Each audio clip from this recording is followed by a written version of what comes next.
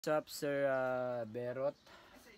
Berot Science. So, yan. From Manila, no? Pupunta rin siya ng soon. Pupunta niya tong setup sa Mindanao. So, para sa itong video na to, papakita ko sa iyo paano mo ilagay i-connect yung battery at saka panel. Plug and play lang naman ito, no? So, nakaset na to. Itong setup mo. So, tara. Ganito paano mo gagawin or ganito paano mo assemblein pag nandyan na sa iyong bahay. So, ito yung setup natin ha. Yan yung setup na binili mo, no? So, ito yung 100 ampere na MPPT. Kaya po ito hanggang 1,200 watts na panel. Ito naman po yung inverter na 750 watts o 500 watts, maximum 750 watts ang kaya dito. Di motor pwede, no? Depende po, no, sa kaya ng battery. And then dito yung saksakan mo ng 220 at saka 12 volts. So lalagyan natin ito ng level para makita mo siya. Yan yan ma'am ay sir, no? Yan may level na siya, no? So meron na dito, no? Makikipakita ko sa iyo, no? Pakita ko sa iyo yan. So yan 12 volts, 220 volts, 12 volts, no? So ito yung 4-pin switch natin. So mamamatay po ito at saka yan pag pinatay po ito, no? So ito po yung load. Pag nagpa-under ka po ng mga ilaw na 12 volts, dito mo po i-connect or dito mo i-connect. Okay? Pwede po dyan. Pwede rin dito. So dito po mas maganda kasi may breaker siya. Doon kasi naka-rekta po yan, no? Rekta po yan na umaandar, no? Wala po siyang breaker dyan. Ito may breaker. So dito naman sa battery, no? Connect mo yung battery, tapos connect mo yung panel dito, positive, negative, no? So dito naman po yung switch ng inverter. So ito, no? Ito po yung wire natin, no, na pagte-testing. Ito yung controller, no, naka-connect naman na. So Sir Berot, i-demo po natin kung paano nyo po i-connect, no? Kung paano po siya nagpa-function. So dual po siya, dual output po siya, 12 volts saka 220 volts. So tetestingin po natin lahat yan sa solar pan na check out nyo po, or solar pan po na binili nyo din sa akin. So let's go. Yung client na i-connect na natin, no? So testingin na natin, i-on.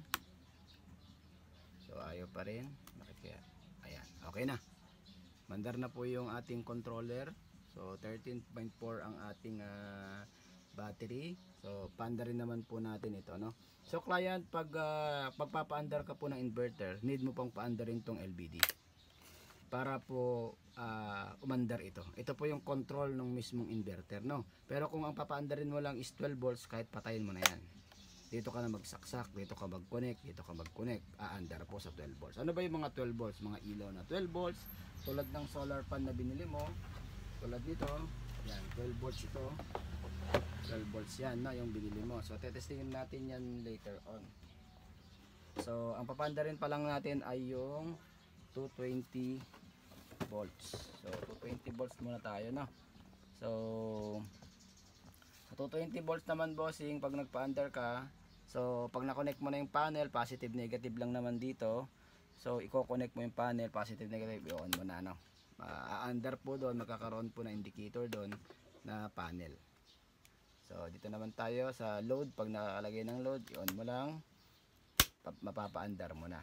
So paandarin natin tong inverter at testerin natin at ilagay natin tong 220 na ilaw, no. Testing natin, no. So let's go, on natin to. So sa LBD naman po, bossing, sa LBD natin magiging ito pong LBD is low voltage disconnection. Pag nag 12 po yan, nag 12 yan pababa, hindi na po mapapaandar itong inverter. Kasi yung LBD siya po yung nagdi-disconnect pag under volts. Okay? So pag 12.5 pataas, aandar po yung inverter. So paganahin natin inverter, na. So na-on na po yung LBD. Naka-on na rin po yung 4-pin. So paandarin natin yung ating inverter. Iyon lang natin doon. Yun, mandar na 13.2 mga bossing, no. So testingin na natin dito. Sa isasaksak na natin tong electric pan. Ay wala pala, itong ating ilaw na 220 volts. Saksak natin dito, no. Yun, umilaw na mga ka-DIY, no. 220 po yan, no. 220 yan dito, no? So magte-testing pa tayo ng testerin na lang natin. Testerin natin. Maganda po itong inverter kasi pag medyo minute na under na po yung blower. So yun. Testerin natin na bossing kung ilang volt tayo pong lumalabas dito sa inverter. Yan, no? 227 volts. So naglolos. Yan, 225 volts. Yan. Napakaganda mga ka-DIY, no? Okay.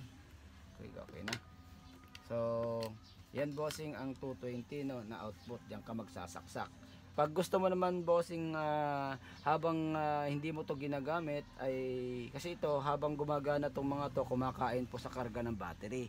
So ang gagawin mo bossing para nagcha-charge po yung solar panel mo sa battery is patayin mo na lang ito. So bago mo patayin mo muna tong inverter. And then pag naka-off na at wala nang makikitang indicator diyan, dito ka na sa LBD. Yan. Tapos pwede ka na magsaksak ng 12 volts. So, tara magsaksak ng 12 volts para matesting mo. Tsaka pala mga bossing, no, pwede kang mag-connect dito ng pang-charge ng cellphone dito sa ilalim niyan. Yan. Sa ilalim po na yan, meron pong dalawang output ng 12 ng kwan dyan, ng 5 volts pang USB, no? Type C o kaya micro. Pwede yan, bossing, no? So, tara mag-under naman tayo ng solar pan. Ang client, no, nakakonect na itong 12 volts, no, dito nakakonect sa solar pan na binili mo. Ito yung solar pan na binili mo. So pandarin na natin dito yung switch nya. Yan. So hindi naka-on, so i-on pa natin sa kanyang supply. Yun. Yan. Naka-on siya, no. I-on mo dito, no, bossing, no. Dito kasi bossing ito po yung supply ng buo na yan, no. Siya yung magsusupply. Pag naka-off po yung breaker, hindi po under dito, hindi po under din dyan. So mali yung unang sinabi ko, no. Naka-breaker po pala ito mga to, no. So tatlo po ito, no. So pag inon mo yan, saka gagana po yung solar pan. Pag naka-off po yan, kunyari i-off natin, no, mamamatay na po yung load. So wala na pong supply na lumalabas dito, no, tsaka dyan. So pag gumamit ka po ng 220 ayan ng 12 volts, dito po kayo mag-connect pag 12 volts, no, sa supply ng bahay nyo. Yan po kayo mag-connect. So automatic naman yan pag yan ay kanyan free volts yan. So no limit yan, kahit ilang voltahe po yan na gamitin mo, kayang kaya pong mag-supply niyan hanggang malobat yung battery. So yan po yung on. So yan yung inyong DIY na solar pan na binili. So yan. So picture muna tayo.